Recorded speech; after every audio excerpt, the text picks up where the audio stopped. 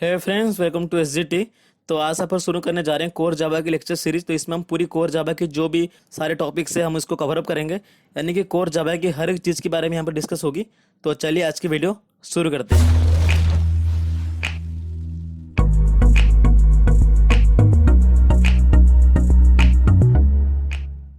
तो आज हम पढ़ने जा रहे हैं कोर जावा। तो कोर जावा पढ़ने से पहले मैं आपको बता दूं हम क्या क्या चीज़ें कवर करने वाले हैं पूरी लेक्चर सीरीज में। तो इस लेक्चर सीरीज में 150 से लेकर 200 लेक्चर हम पढ़ने वाले हैं। तो यानी कि 150 से लेकर 200 लेक्चर हम यहाँ पर कवर करेंगे, ताकि आपकी जो कोर जावा की जो पूरी डाउट है या जो भी है सारे यहाँ पर कवर हो जाए। तो अगर बात करें कोर जावा की सिलेबस की, तो हम क्या क्या पढ़ने वाले हैं कोर जावा की लेक्चर सीरीज में। तो जो पहला टॉपिक हम पढ़ेंगे वो है हमारा इंट्रोडक्शन टू जावा।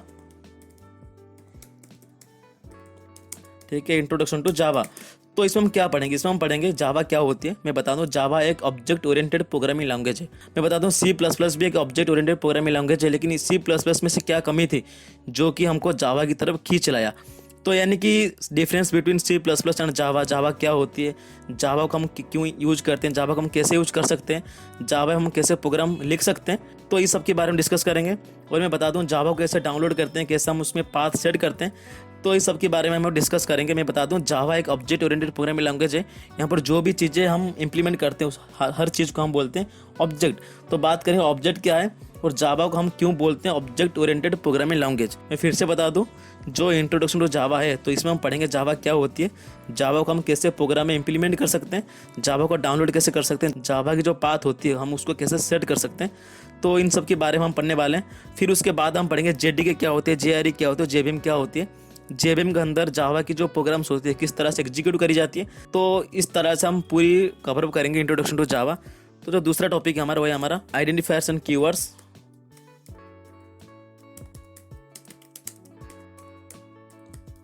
ठीक है, तो इसमें हम क्या करेंगे मैं बता दूं जो कीवर्ड्स होते हैं, यानी कि जावा में बहुत सारे कीवर्ड्स हैं, बहुत सारे आइडेंटिफायर्स होती हैं। तो हम किस तरह से आइडेंटिफायर को डिक्लेयर कर सकते हैं, किस तरह से कीवर्ड को डिक्लेयर कर सकते हैं, कीवर्ड क्या क्या है, किस तरह की कीवर्ड कहाँ पर यूज होती है। तो इन सब के बारे में हम पढ़ेंगे। दूसरी टॉपिक में हमारा वो है आइडेंटिफायर्स एंड कीवर्ड्स। तो दो नेक्स्ट टॉपिक है हमारा वो है डेटा टाइप्स। डेटा टाइप्स जो होती है हर एक लैंग्वेज में होता है, यानी कि हर एक लैंग्वेज का बैकबोन है डेटा टाइप्स। यानी कि डेटा टाइप्स क्या है, किस तरह की डेटा टाइप्स को हम डिक्लेयर कर सकते हैं। टाइप्स और डेटा टाइप में बता दूं डेटा टाइप दो तरह की होती है, प्रिमिटिव और नॉन प्रिमिटिव। यानी कि प्रिमिटिव डेटा टाइप क्या है, नॉन प्रिमिटिव डेटा टाइप क्या है, इन सब के बारे में पढ़ने वाले हैं। डेटा टाइप को किस तरह से हम डिक्लेयर करते हैं, तो क्या क्या डेटा टाइप को हम जावा में यूज करते हैं, तो उसके बारे में हम पढ़ने वाले हैं डेटा टाइप्स में। तो जो नेक्स्ट टॉपिक होगा हमारा वही लिटरल्स। ठीक है, तो लिटरल्स क्या होती है, तो मान लो मैंने करा इंट x इक्वल टू 10।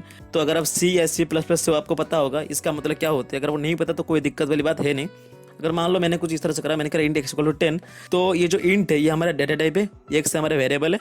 ये जो 10 है ये क्या है, 10 है लिटरल्स। हम किस तरह की वेरिएबल में किस तरह के लिटरल को डिक्लेयर कर सकते हैं, ये बहुत बड़ी चीज़ है। तो हम इसको पढ़ने वाले हैं लिटरल वाली सेक्शन में। तो अगर तो नेक्स्ट टॉपिक की बात करें तो ये हमारा वेरिएबल्स। तो यहाँ पर देख सकते हो मैंने करा इंट x इक्वल टू 10। तो ये जो x ये हमारे वेरिएबल है।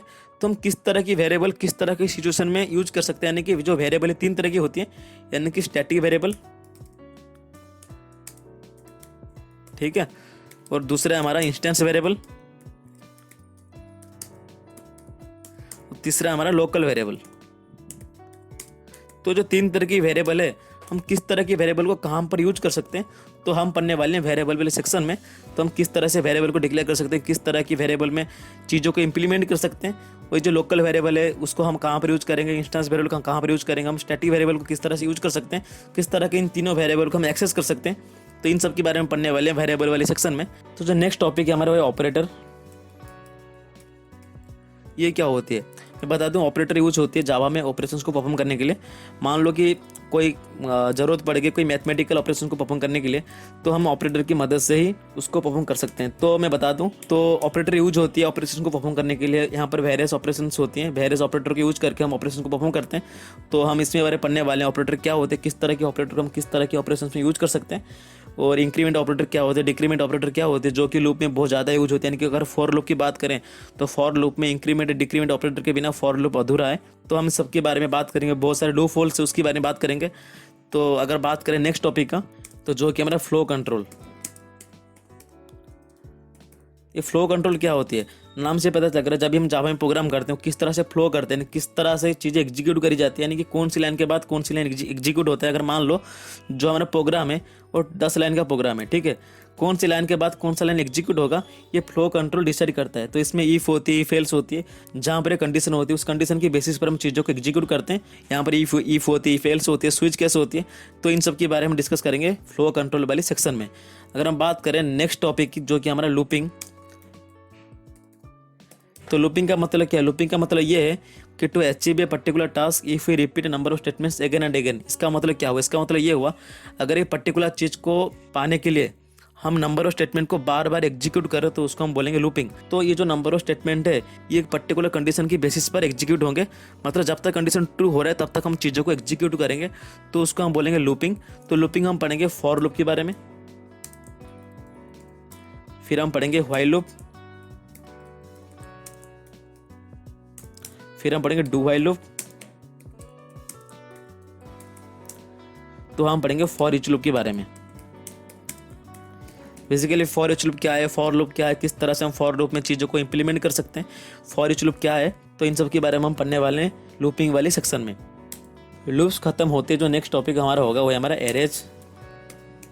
एरे क्या होती है? तो अगर हम बात करें एरे का, तो एरे का मतलब ये होती है कि it's a collection of similar type of element. Basically जो एरे होती है यूज होती है नंबर ऑफ वैल्यूज को स्टोर करने के लिए एक सिंगल वेरिएबल में, यानी कि हम एरे में जो भी वैल्यूज को स्टोर करेंगे सिर्फ हम सिमिलर टाइप के वैल्यू को स्टोर कर सकते हैं।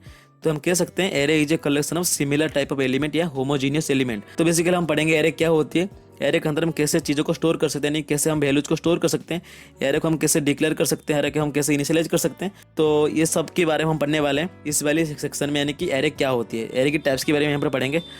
तो जो नेक्स्ट टॉपिक है हमारा वो है ऑब्जेक्ट ओरिएंटेड प्रोग्रामिंग लैंग्वेज।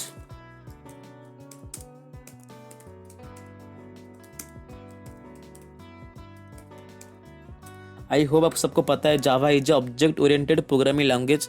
तो इसका मतलब क्या हुआ, हम जावा को क्यों बोलते हैं ऑब्जेक्ट ओरिएंटेड प्रोग्रामिंग लैंग्वेज, तो इसके बारे में हम डिस्कस करने वाले हैं। बेसिकली ऑब्जेक्ट ओरिएंटेड प्रोग्रामिंग को हम बोलते हैं उप।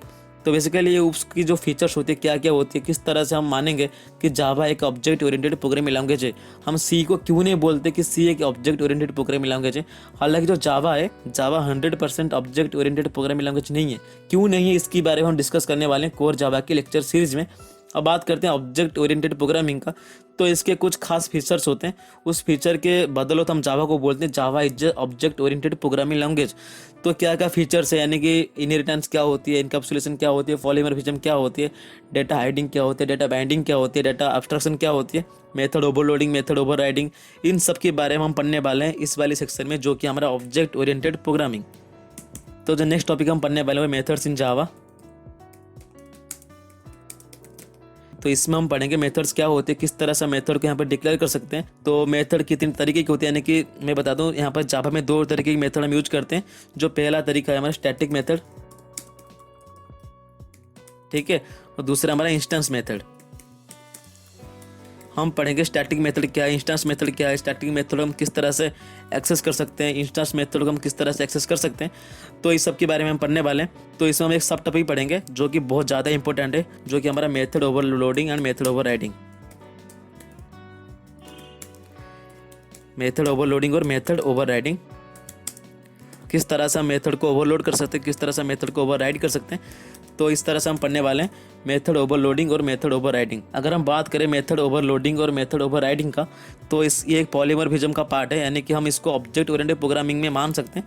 लेकिन मैं हम इसलिए यहाँ पर मेथड्स में पढ़ा रहा हूँ ताकि जो भी मेथड्स है हम उसको क्रिएट करेंगे, फिर उसके बाद तो उसको ओवरलोड ओवरराइड कर सकते हैं ना। तो आपको पता होना चाहिए मेथड्स क्या है, वो मेथड्स को हम किस तरह से क्रिएट कर सकते हैं, फिर उसके बाद हम उसको ओवरलोड और ओवरराइड करेंगे। तो कोई घबराने वाली बात नहीं, कोई दिक्कत वाली बात है नहीं इसमें, हम इसको बहुत अच्छे से पढ़ने वाले हैं। तो मैं बता दूं जो मेथड ओवरलोडिंग है इसको हम बोलते हैं कंपाइल टाइम पॉलीमॉर्फिज्म, और जो मेथड ओवरराइडिंग है इसको हम बोलते हैं रन टाइम पॉलीमॉर्फिज्म। हम क्यों बोलते हैं इसके बारे में हम डिस्कस करने वाले हैं। फिर जो नेक्स्ट टॉपिक होगा हमारा वो है कंस्ट्रक्टर। ये क्या होती है मैं बता दूं, constructor is a special type of variable. हम इसको किस तरह से डिक्लेयर कर सकते हैं, किस तरह से हम इसको इंप्लीमेंट कर सकते हैं जावा की प्रोग्राम में, तो हम इसको देखने वाले हैं इस वाली सेक्शन में कि बेसिकली कंस्ट्रक्टर होती क्या है। तो जो नेक्स्ट टॉपिक होगा हमारा वो है मॉडिफायर्स क्या होती है। तो इसमें हम पढ़ेंगे मॉडिफायर्स क्या होती हैं, किस तरह से मॉडिफायर्स को यहाँ पर इंप्लीमेंट कर सकते हैं। यानी कि मैं बता दूं, जो मॉडिफायर्स जावा में होती हैं दो तरीके होती हैं, एक्सेस मॉडिफायर और नॉन एक्सेस मॉडिफायर। अगर हम बात करें एक्सेस मॉडिफायर्स का, तो जो कि हमारा होती है पब्लिक, ठीक है, होती है प्राइवेट और प्रोटेक्टेड भी होती है। तो ऐसे बहुत सारे मॉडिफायर्स है, हम उसके बारे में पढ़ने वाले हैं। अगर हम बात करें नॉन एक्सेस मॉडिफायर का, जो कि हमारा होता है स्टैटिक, हमारा होता है फाइनल, और होती है फाइनल वेरिएबल भी होती है, फाइनल मेथड भी होती है। तो इन सब के बारे में पढ़ने वाले हैं मॉडिफायर्स वाले सेक्शन में। मॉडिफायर्स के बाद हम पढ़ेंगे पैकेजेस इन जावा। तो पैकेजेस का मतलब क्या होती है? पैकेजेस का मतलब ये होती है जब सिमिलर टाइप के चीज़ों को हम किस तरह से पैकेजिंग कर सकते हैं, यानी कि एक जगह में इकट्ठा कर सकते हैं। तो मैं अपनी देसी भाषा में बता रहा हूँ पैकेजेस क्या होते हैं, लेकिन अगर हम प्रोग्रामिंग पॉइंट ऑफ व्यू में बताएं तो पैकेजेस यूज होती है जहाँ पर कुछ क्लासेस होती हैं जो कि सिमिलर टाइप का काम करते हैं, उसको हम एक पैकेज में स्टोर करते हैं, तो इसको बोलते हैं पैकेजेस इन जावा। तो इसको हम डिटेल में पढ़ने वाले हैं, पैकेजेस क्या होते हैं, हम किस तरह से पैकेज को इंपोर्ट कर सकते हैं। यानी कि जावा में कुछ प्री डिफाइंड पैकेजेस भी है। अगर मैं बात करूँ एक प्री डिफाइंड पैकेज का, जो कि हमारा java.util पैकेज में किस तरह से हम java.util पैकेज को हम इंपोर्ट कर सकते हैं, तो हम पढ़ेंगे इंपोर्ट कीवर्ड की मदद से। तो इंपोर्ट कीवर्ड क्या होती है, स्टैटिक इंपोर्ट क्या होती है, तो इस सब के बारे में हम पढ़ने वाले हैं पैकेजेस इन जावा वाले सेक्शन में। तो अगर बात करें नेक्स्ट टॉपिक का, तो जो नेक्स्ट टॉपिक हमारा वो है हमारा इनर क्लास। तो जावा में दो तरह के क्लास होते हैं, यानी कि एक होते हैं आउटर क्लास, एक होते हैं इनर क्लास। हम बात करेंगे आउटर क्लास क्या होती है, इनर क्लास क्या होती है, how inner class different from outer class. तो इनर क्लास को हम किस तरह से डिफाइन कर सकते हैं जावा की प्रोग्राम में, इसका यूज कहाँ पर होती है, किस तरह से काम करता है, तो इस सब के बारे में पढ़ने वाले इनर क्लास वाले सेक्शन में। तो जो नेक्स्ट टॉपिक है हमारा वो है स्ट्रिंग्स, ठीक है। स्ट्रिंग क्या होती है, स्ट्रिंग बिल्डर क्या होती है, स्ट्रिंग बफर क्या होती है। तो ये एक स्पेशल डेटा टाइप है, तो जिसको बहुत ज़्यादा यूज करी जाती है। अगर हम कोई भी प्रोग्रामिंग लैंग्वेज का बात करें, हर एक प्रोग्रामिंग लैंग्वेज में स्ट्रिंग एक बहुत ज़्यादा यूज करने वाली डेटा टाइप है। तो इसको हम डिटेल में पढ़ेंगे, स्ट्रिंग क्या होती है, स्ट्रिंग के ऑब्जेक्ट कैसे क्रिएट करी जाती है, स्ट्रिंग बिल्डर क्या होती है, स्ट्रिंग बफर क्या होते हैं। तो इस सब के बारे में पढ़ने वाले इस वाले सेक्शन में कि बेसिकली क्या होती है ये सारी चीज़ें। तो जो नेक्स्ट टॉपिक है हमारा वो एक्सेप्शन हैंडलिंग।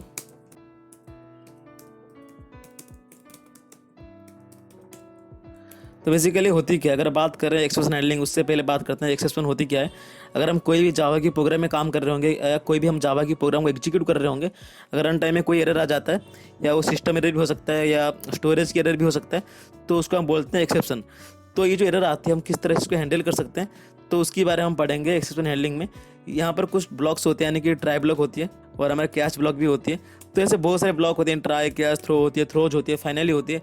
तो ये जो सारे ब्लॉक होते हैं किस तरह से काम करते हैं, किस तरह से जो मैकेनिज्म है, पूरी जो टोटल मैकेनिज्म है एक्सेप्शन हैंडलिंग किस तरह से काम करती है, उसके बारे में हम पढ़ने वाले हैं इस वाली सेक्शन में। अगर हम बात करें नेक्स्ट टॉपिक का, जो कि हमारा रैपर क्लास। तो बेसिकली ये क्या होती है, अगर बात करें रैपर क्लास का, तो मैं आपको बताया था पहले कि जो जावा होती है वो पूरी तरह से 100% ऑब्जेक्ट ओरिएंटेड प्रोग्रामिंग लैंग्वेज नहीं है। यानी कि Java is not a pure object oriented programming language. तो ये किस तरह से ऑब्जेक्ट ओरिएंटेड प्रोग्रामिंग लैंग्वेज नहीं है, और हम किस तरह से इसको ऑब्जेक्ट ओरिएंटेड प्रोग्रामिंग लैंग्वेज बना सकते हैं, मतलब पूरी तरह से इसको हम ऑब्जेक्ट ओरिएंटेड प्रोग्रामिंग लैंग्वेज बना सकते हैं। तो इसको हम पढ़ेंगे रैपर क्लास वाली सेक्शन में। तो नेक्स्ट टॉपिक हमारा है मल्टी थ्रेडिंग। अगर हम बात करें मल्टी थ्रेडिंग का, तो यहाँ पर समझ आ रहा है कि जो थ्रेड होते हैं मल्टीपल थ्रेड्स होती हैं, यानी कि मल्टीपल थ्रेड को हम कैसे एग्जीक्यूट करवा सकते हैं। या तो थ्रेड 1 बाय 1 एग्जीक्यूट होंगे, या तो एट ए टाइम सारे थ्रेड एग्जीक्यूट होंगे। किस तरह से एग्जीक्यूट करी जाती है, किस तरह से हम थ्रेड को क्रिएट कर सकते हैं, थ्रेड लोकल क्या होती है, थ्रेड को हम किस तरह से इंप्लीमेंट करेंगे, तो सिंक्रोनाइजेशन ऑफ थ्रेड क्या होती है, तो इसके बारे में हम पढ़ने वाले हैं मल्टी थ्रेडिंग वाली सेक्शन में। तो नेक्स्ट टॉपिक हम पढ़ने वाले हैं java.lang पैकेज। तो मैं आपको बताया था पैकेज जो होती है, यहाँ पर जावा में बहुत सारे प्री डिफाइंड पैकेज भी हैं जो कि प्रोग्रामर को हेल्प करते हैं जावा की प्रोग्राम को डेवलप करते वक्त। तो ये एक प्री डिफाइंड पैकेज है जो कि हमारा java.lang पैकेज। तो ये किस तरह से काम करते हैं, इसमें क्या क्या चीज़ें अवेलेबल है, किस तरह से हम java.lang पैकेज में चीज़ों को इंपोर्ट करवा सकते हैं, तो इसके बारे में पढ़ने वाले हैं java.lang पैकेज वाली सेक्शन में। तो फिर इसके बाद हम पढ़ने वाले हैं कलेक्शन के बारे में।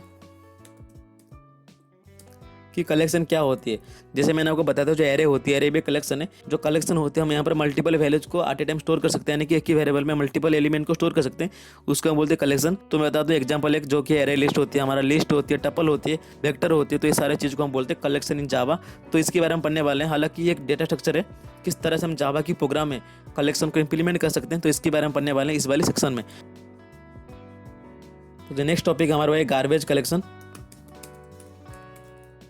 अगर हम बात करें गार्बेज कलेक्शन का, तो इसका मतलब ये हुआ कि जब भी हम जावा की प्रोग्राम में काम कर रहे होंगे, यहाँ पर मल्टीपल ऑब्जेक्ट को हम क्रिएट कर रहे होंगे, कि अगर कोई भी ऑब्जेक्ट काम का नहीं है, मतलब उसका जो काम है, उसका जो लाइफ लाइन खत्म हो चुका है, लेकिन वो अभी भी जिंदा है प्रोग्राम में, तो हम उसको कैसे डिलीट करेंगे।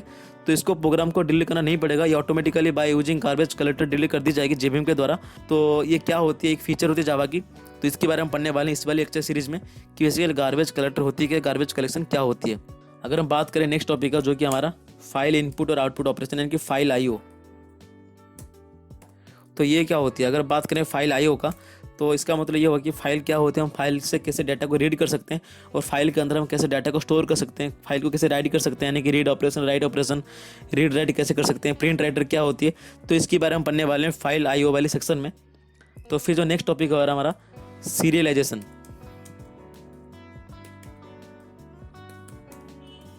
अगर हम बात करें सीरियलाइजेशन का, तो इसका मतलब ये हुआ कि हम किस तरह से ऑब्जेक्ट को सीरियलाइज करवा सकते हैं, यानी कि एक ऑब्जेक्ट को हम सीक्वेंस और बाइट में कैसे कन्वर्ट करवा सकते हैं। तो इसके बारे में हम पढ़ने वाले हैं इस वाली सेक्शन में, कि सीरियलाइजेशन होती क्या है, और हम किस तरह से इसको जावा में इंप्लीमेंट करवा सकते हैं। तो जो नेक्स्ट टॉपिक हम पढ़ने वाले हो हमारा JDBC। अगर हम JDBC की बात करें, तो JDBC यूज होती है जावा की एप्लीकेशन को डेटाबेस में कनेक्ट करने के लिए, यानी कि जो भी डेटाबेस की काम होती है हम जावा को यूज करके कैसे करवा सकते हैं, यानी कि जो भी हमारे जावा की एप्लीकेशन होती है हम उसको कैसे डेटाबेस में कनेक्ट करवा सकते हैं। तो JDBC में ये सब के बारे में पढ़ने वाले हैं कि JDBC क्या होती है, किस तरह से हम JDBC के ड्राइवर को इंस्टॉल करेंगे, किस तरह से हम JDBC के ड्राइवर होती है उसकी मदद से हम चीज़ों को एग्जीक्यूट करेंगे डेटाबेस में। तो इस सब के बारे में पढ़ने वाले हैं JDBC। मैं एक बात और बता दूं कि हालांकि कोई मानता है कि जो JDBC होती है ये एडवांस जावा की पार्ट है, लेकिन ऐसा कुछ ही नहीं है।